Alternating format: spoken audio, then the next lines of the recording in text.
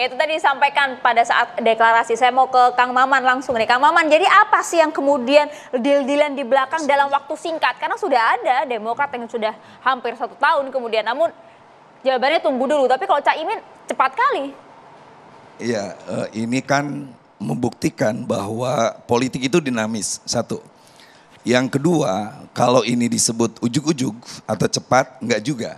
Karena ada komunikasi-komunikasi antara kami ya di Nasdem dan juga di PKB, terutama para kiai-kiai yang memang dari awal mendukung Pak Anies. Misalnya ketika saya mendampingi ketua umum kami Gus Muhaimin di Mekah, kita ketemu namanya Kiai Taifur Mawardi. Beliau murid dari seorang ulama harismatik Sayyid Muhammad.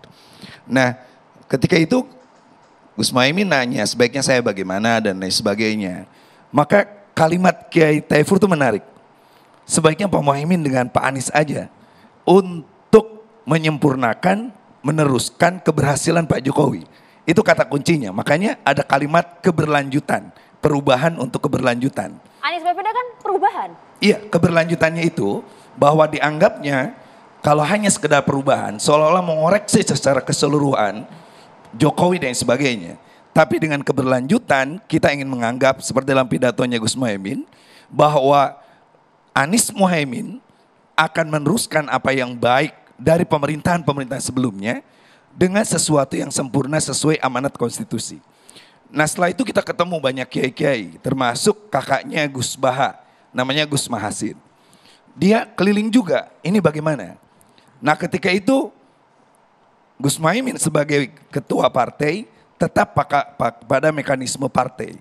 Akhirnya kita rapat. Saya sebagai sekretaris wakil sekretaris Dewan Suro menggagas ketika rapat Dewan Suro, ayo Pak Kiai kita bikin survei kecil-kecilan. Siapa yang mau tetap dengan Prabowo, siapa yang mau pindah ke Ganjar, siapa yang dengan Anies. Tiba-tiba suaranya menarik dengan penjelasan masing-masing. Ini kita bawa ke ketum. Akhirnya ketika ketum ketemu dengan Pak Surya Paloh ada tawaran itu, maka tetap Pak Muhaimin tidak bisa memutuskan. Akhirnya rapatlah pada hari Jumat itu di rapat pleno DPP, lalu sorenya di rapat gabungan yang melibatkan DPW dan keputusannya 2. 1, terima pinangan Anies Muhaimin. Yang kedua, deklarasi harus secepat-cepatnya. Nah maka saya klarifikasi. Yang bilang deklarasi harus secepat-cepatnya siapa Bang? Di rapat gabungan. Amanat mandat dari mekanisme tertinggi di partai. Maka sebenarnya Pak Muhaimin mau ketemu Pak Prabowo pada malam Sabtu itu. Tapi karena rapat itu mengharuskan beliau harus hadir malam itu lalu besoknya deklarasi, akhirnya tidak sempat. Nah ini mungkin beda Pak. Karena bagaimanapun kita 1 tahun 18 hari sampai hari Jumat itu bersama dengan Prabowo, komunikasi kita bagus. Saya, Bang Andre, apalagi kita dengan senior kita Pak Dasko dan sebagainya. Bukan hanya sekedar keliling Prabowo Muhaimin, tetapi lebih dari itu apa yang menjadi imaji kebangsaan kita dalam melihat Indonesia ke depan dibicarakan. Kang Maman, berarti tidak ada sama sekali unsur sakit hati karena tidak dilibatkan dalam pembentukan koalisi Indonesia Maju yang namanya tiba-tiba berubah. Pak, di politik itu tidak boleh baper. Di politik itu tidak ada sakit. Tapi politik itu harus rasional. 1 tahun 18 hari, belum juga ada kepastian dan lain sebagainya. Maka kiai-kiai mulai bilang, Pak Muhaimin tolong deh, ini kita udah melewatkan momentum.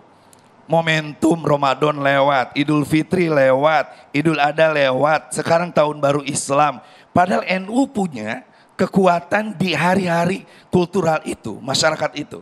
Maka tolonglah kita waktu kita sampai ke November itu sudah sangat dekat. Kata Pak Muhaimin, saya ini hanya penerima mandat, nggak bisa memutuskan. Makanya saya disuruh Dewan Suro rapat duluan. Kita rapat, dan Tanfid rapat, Rakernas DPW rapat. Tapi kala itu memang Prabowo tidak ada sama sekali serk sama Muhaimin untuk jadi pendampingnya. Nggak ada obrolan ke sana, belum jauh ke sana. Bapak-bapak, kita sudah bikin sekretaris bersama di Menteng. Kita sudah ada obrolan. Saya bareng Badasko ada di Mekah.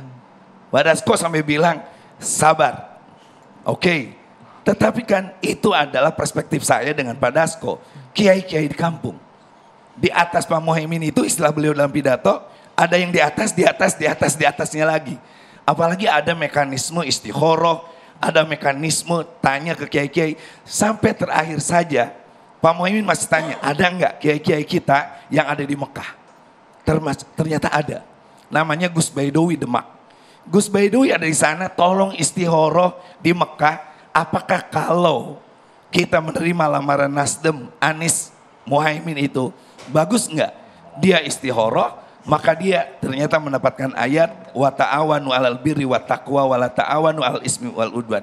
Selama demi kebaikan terima Anies Muhaimin. Selama demi kemajuan Indonesia terima Anies Muhaimin. Bang Andri Rosiade. Itu. Keputusan PKB cepat sekali, Bang Andri Rosiade. Dari Gerindra, apa Bang? Gerindra Bang? kena auto panik gak nih setelah pindahnya PKB ke Koalisi Perubahan untuk Persatuan? Tadi kan Bang Bestari dan juga Kang Maman sudah mengomentari bagaimana sikap Partai Gerindra. Dan saya ulangi lagi nih, kami sangat menghormati keputusan saudara kami PKB. Itu haknya PKB. Dan dalam statement resmi Partai Gerindra yang disampaikan oleh Ketua Harian kami setelah mendapatkan informasi resmi ofisial dari PKB, Bang Sufmi Dasko Ahmad, Ketua Harian DPP Partai Gerindra, melakukan konferensi pers terbuka. Apa pernyataan Bang Dasko? Ya, mewakili pernyataan resmi Partai Gerindra, kami menghormati keputusan PKB. Kami doakan teman-teman sukses di tempat barunya, dan mari kita jaga terus komunikasi dan silaturahim untuk tetap kita menciptakan iklim demokrasi dan pemilu yang aman, damai, dan riang dan gembira. Itu pernyataan resmi dari kami. Saya mau nambahkan Pak, sedikit aja.